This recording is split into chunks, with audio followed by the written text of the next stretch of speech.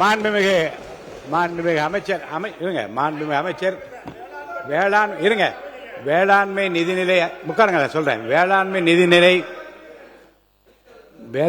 நிதிநிலை புத்தகத்தில் உள்ள அந்த குறிப்பை தவிர பேசிய பேச்சுக்களில் அவை குறிப்பிலிருந்து நீக்கப்பட வேண்டிய ஏதேனும் இருப்பில் இருந்தால் மட்டும் நான் நீக்குவேன். இருங்க, படிச்சுட்டார். இருங்க அது அது நான் முன்னரே குறிப்பிட்டு விட்டேன். முடிக்கிற போது குறுக்கிட விரும்பாமல் பொறுத்திருந்தேன்.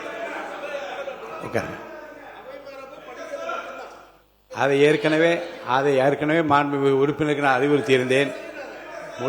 முடிக்கிற போது இந்த பேரவையில் கொடுக்கப்பட்டிருந்த வேளாண்மை நிதிநிலை அறிக்கையின் படி இல்லாமல் வேறு செய்திகளை அவர் குறிப்பிட்டிருந்தால் கூடுதல் செய்திகளை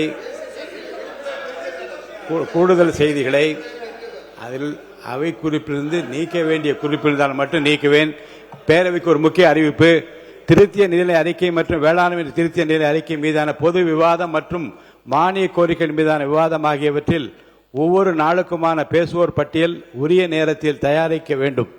அதற்கு ஏதுவாக அந்த நாளில் பேசுவோர் பற்றிய விவரங்களை முந்தைய நாளே அளிக்குமாறு அனைத்து சட்டமன்ற கட்சித் தலைவர்களையும் நான் கேட்டுக்கொள்கிறேன். மேலும் மாண்புமிகு உறுப்பினர்கள் 29 பேர் அவசர பொது முக்கியத்துவம் வாய்ந்த பொருட்கள் குறித்து கவன ஈர்ப்பு மற்றும் சிறப்பு கவன ஈர்ப்பு ஆகியவற்றில் 110 முன் அறிவிப்புகளை இதுவரை கொடுத்துள்ளார்கள். 110. அந்த முன் அறிவிப்புகள் அனைத்தும் பெறப்பட்ட அன்றைய தினமே சம்பந்தப்பட்ட அமைச்சர்கள் மற்றும் துறை செயலாளருக்கு அனுப்பி வைக்கப்பட்டுள்ளது.